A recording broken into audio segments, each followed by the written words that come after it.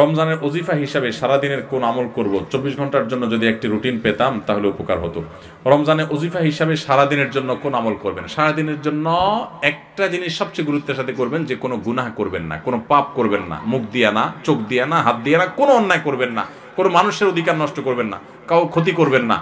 সব ক্ষেত্রে সারাক্ষণ চেষ্টা করবেন ভালো মানুষ হয়ে থাকার। এর বাইরে বেশি বেশি কোরআন তেলাওয়াত করবেন। সবচেয়ে বেশি আমল কোরআন তেলাওয়াতের আমল। রমজান মাস কোরআন নাজিলের মাস, সেজন্য কোরআন তেলাওয়াত বেশি বেশি করবেন। এর বাইরে সুবহানাল্লাহ, আলহামদুলিল্লাহ, লা ইলাহা ইল্লাল্লাহ, আল্লাহু আকবার, ইস্তিগফার পড়বেন। মনে মনে হাঁটতে হাঁটতে আল্লাহর সাথে কথা বলবেন, দোয়া করবেন। এই জিনিসগুলো বেশি বেশি করবেন। এর বাইরে রুটিন যদি চান আমার কাছে, তো আমি বলবো ভোর রাতে যখন খেতে উঠবেন, খেতে উঠলে 10টা মিনিট 20টা মিনিট হাতে রাখবেন। আগে খানা শেষ করে এরপরে একটু আল্লাহর কাছে দোয়া করবেন, অথবা আগে দোয়া করে তারপরে খানা খাবেন। একটু ভোর রাতে দোয়া কবুল হয়, এটা সারা বছর আপনি পারেন না, রমজানের সুযোগ আসে, এই সুযোগটা হেলায় হারাবেন না। এই টাইমে আল্লাহ তাআলা যেছে মানুষকে দোয়া কবুল করেন। আমি এর আগে বিভিন্ন জায়গায় বলেছি, বাংলাদেশের একটা প্রসিদ্ধ এবং প্রথম সারির একটা বিজনেস প্রতিষ্ঠানের এক ভাই, তিনি আমাকে তার অফিসে দেখা হওয়ার পর কিছুদিন আগে, আজকেও তাদের অফিসে আমি গিয়েছি একটা কাজে, তো আমাকে দেখা হওয়ার পর বলছে, ভাই একটু আসেন। ওনার অফিসে উনি বসালেন, চা খাওয়ালেন, এরপরে বললেন যে ভাই আপনার একটা আলোচনা থেকে আমার জীবন পরিবর্তন হয়ে গেছে। আমি বললাম কি? আমি বলছি কোনো ভালো কাজ শুরু করছে? উনি বলেন না ভাই, কাহিনী ভিন্ন। কাহিনী হলো, আমার এমন এক রোগ হয়েছে, এই রোগের জন্য দেশের সকল ট্রিটমেন্ট তো আমি নিলামই, দেশের বাইরেও বহু ট্রিটমেন্ট করেছি, কিন্তু কোনোভাবে আমার রোগ ভালো হয় নাই এবং আমার ট্রিটমেন্ট হয় নাই। আমি জীবনের আশা ছেড়ে দিছি। এরকম ভয়াবহ পরিস্থিতিতে আমার কোম্পানির থেকে চাকরিও নাই, কারণ আমি কাজ করতে পারি না, অসুস্থ।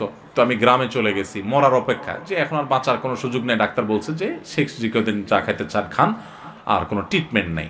বলেন যে আমি গ্রামে চলে গেছি, আশা ছেড়ে দিছি, অনেক কষ্ট যন্ত্রণা রোগের কারণে, মারা যাব এরকম একটা অবস্থা। হঠাৎ করে আপনার একটা ভিডিও দেখলাম, ভোর রাতে তাহাজ্জুদের সময়ের দোয়া আল্লাহ ফিরিয়ে দেন না। তখন আল্লাহর কাছে চাওয়া শুরু করলাম, প্রতিদিন ভোর রাতে উঠে কান্নাকাটি, দোয়া, মুনাজাত, খুব চোখের পানি ফেলা। আল্লাহ সবাই যেটা পারে না তুমি সেটা পারো, দোয়া করতে শুরু করলাম। উনি বলেন হঠাৎ করে একদিন তাহাজ্জুদের সময় উঠে খুব দোয়া কান্নাকাটি করলাম, খুব সিজদা করলাম, খুব চোখের পানি ফেললাম আল্লাহর কাছে, চিৎকার করে বাচ্চা পোলার মতো কাঁদলাম। বলেন যে হুজুর বিশ্বাস করবেন, ওই দিন তাহাজ্জুদ পড়ে শেষ করার পর থেকে আমার শরীর থেকে সমস্ত রোগ উধাও হয়ে চলে গেছে। আজকেও তার সাথে দেখা করে আসছি। ইন্টারেস্টিং বিষয়, আজকেও ওই লোকের সাথে আমি দেখা করে আসছি, একটা কাজে গেছিলাম তার অফিসে।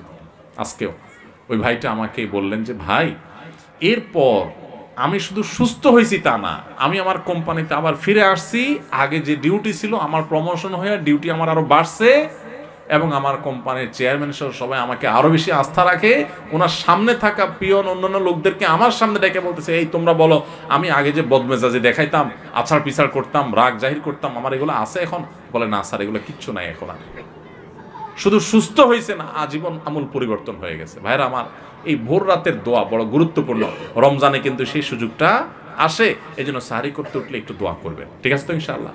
এরপরে ফজর নামাজ পড়ে পারলে একটু তেলাওয়াত করে ইশাক পড়ে তারপরে দরকার হলে ঘুমাবেন, আর দরকার না হলে নাই। এবং ডিউটিতে যখন যাবেন, ডিউটিতে কোনো ফাঁকি দিবেন না, পথে কারোর ক্ষতি করবেন না, কাউকে খারাপ কথা বলবেন না, আজে বাজে জিনিস মোবাইলে দেখবেন না, হারাম থেকে বেঁচে থাকবেন। জোহরের ওয়াক্ত হলে টাইম মতো নামাজ পড়বেন, আবার আসর ওয়াক্ত হলে টাইম মতো নামাজ পড়বেন। বাসায় এসে স্ত্রীর সাথে ইফতার বানানোতে সাহায্য করবেন, শুধু মুসে তাও দিয়ে বসে থাকবেন না যে আনবে আর বসে বসে খাবো, একটু কাজ কাম করবেন। নবী সাল্লাল্লাহু আলাইহি ওয়াসাল্লাম মেয়েদের কাজে সহযোগিতা করতেন। এরপরে আগেভাগে ইফতার আগে একটু দোয়া করবেন। ইফতারের পরে সকাল সন্ধ্যার দোয়া দুরুদ ইত্যাদি পড়ে তারাবিতে চলে যাবেন।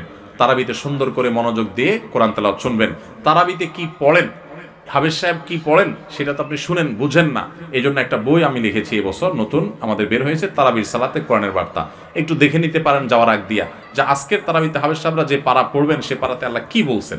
3-4 পৃষ্ঠা এখানে দেওয়া আছে, দেখে নিলে আপনার তারাবিতে আপনি আলাদা একটা তৃপ্তি পাবেন। এরপর তারাবি পড়ে এসে যত দ্রুততার সাথে সম্ভব শুয়ে পড়েন, কারণ ভোর রাতে আপনাকে উঠতে হবে। এভাবে আপনি পুরো রমজান মাস গুনাহমুক্ত থাকার চেষ্টা করেন, হারাম মুক্ত থাকার চেষ্টা করেন। অন্য আমল করতে পারেন আর না পারেন, এটা হবে সবচেয়ে বড় সার্থকতা ইনশাআল্লাহ। রমজানে খাদ্যদ্রব্যের মূল্যের ঊর্ধ্বগতি রোধে একটা পরামর্শ দিতে চাই, লিখলে বড় হবে, তাই সাক্ষাতে 5 মিনিট কথা বলতে চাই, যে কোনো জায়গায় আপনার সুবিধা মতো। ভাই, দ্রব্যমূল্য নিয়ন্ত্রণ করার জন্য আমাকে বুদ্ধি না দিয়া বাণিজ্য মন্ত্রণালয়ের লোকজনকে বুদ্ধি দেন। আমার হাতে তো ক্ষমতা নেই, আপনার বুদ্ধি আমি কাজে লাগাইতে পারবো না। তো কোন বুদ্ধি দিলে সব 2 নম্বর ব্যবসা সাইজ করা যাবে, এটা তাদেরকে বুদ্ধি দেন। ভাইরা আমার, আমার কাছে অবাক লাগে যখন দেখি টেলিভিশনে অথবা কোনো ভিডিওতে কোনো পত্রিকাতে নিউজ হয়, এই সুন্দর লম্বা দাড়ি, মাথায় একটা সুন্দর টুপিও আছে, আবার আবার দাড়িগুলোতে মাশাআল্লাহ মেহেদি কালারও করা আছে, কিন্তু উনি ধরা খাইছেন কিসে? ব্যবসায় ভেজাল করছেন। আছে না নাই?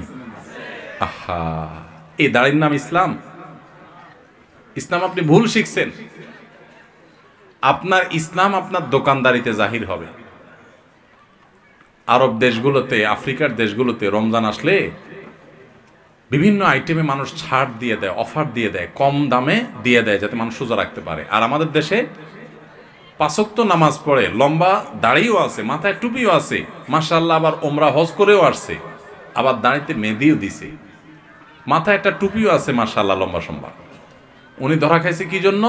দেখা গেছে যে উনি সয়াবিন তেল, চিনি, খেজুর, ছোলা এগুলা সব বাড়িতে নিয়ে খাটের তলে ভরে দিচ্ছে। কেন? কারণ রমজান আসলে ওই যে সবাই সরায় রাখছে, বাজারে মাল নাই, দাম বেড়ে যাবে, এবার উনি ওটা বাইর করে বিক্রি করবে। এরকম 2 নম্বর ব্যবসায়ী আছে না নাই? আছে। আমরা ইসলাম বুঝি নাই ভাই। আপনি 5 ওয়াক্ত নামাজ পড়েন, অতিরিক্ত টুপি মাথার না দিলেও চলবে, আপনি পাঞ্জাবি না পড়লেও চলবে, আপনি অতিরিক্ত তাসবিহ তাহলিল না করলেও চলবে, কিন্তু আপনি হক হালালে চলেন। মানুষের হক নষ্ট করিয়েন না। মানুষের হক নষ্ট করবেন আর এদিকে সুবহানাল্লাহ আলহামদুলিল্লাহ পড়বেন, আপনার সুবহানাল্লাহ আলহামদুলিল্লাহ দেখে শয়তানও হাসবে। আমি বলে গেলাম, শয়তানও হাসবে, কারণ আপনি যে কাজটা করতেছেন এটা ইসলাম না। আপনি যেটা করতেছেন এটা ভুল।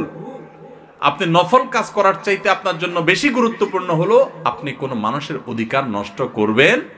আপনি দোকানদারি করেন, আপনি চাকরি করেন, ব্যবসা করেন, যাই করেন, 2 নাম্বারই করবেন। আল্লাহকে ভয় করতে হবে। কত বড় অপরাধী হলে রমজান মাস আসছে, ইবাদতের মাস আসছে, আল্লাহর বান্দারা ইবাদত বন্দেগী করবে, আপনি মাল মজুত করে ক্রাইসিস সৃষ্টি করে অধিক মুনাফা করার ধান্দা করতেছেন, রোজাদারদের রোজা রাখতে বাধা দিচ্ছেন, একরকম ইবাদতে প্রতিবন্ধকতা সৃষ্টি করতেছেন। আপনার চাইতে বড় জালিম আল্লাহর জমিনে কে আছে? এই অবৈধ টাকা, এই হারাম টাকা, এই গুনাহের টাকা, এই 2 নম্বরই টাকা, মানুষের রক্ত শোষণ করে যে টাকা আপনি কামাই করবেন, এই রক্ত চোষা টাকা এটা বহুত হসপিটালে বিল দিয়ে আসবেন, আর রোগের কষ্টটা ফাও। বুঝেন নাই কথা? 2 নম্বরই টাকা কামাই করবেন, এটা যেভাবে কামাই করবেন ওইভাবে চলে যাবে, আর ফাও রোগের কষ্ট ভোগ করবেন। এখানে যদি শেষ হয়ে যেত তাহলে তো হইতো। এটাই শেষ না, এটা শুরু। আসলটা কিয়ামতের ময়দানে পড়ে থাকছে। এই জন্য আল্লাহর ভয়ে সমস্ত হারাম ছাড়বো তো ইনশাআল্লাহ। আল্লাহ আমাদের তৌফিক দান করুন।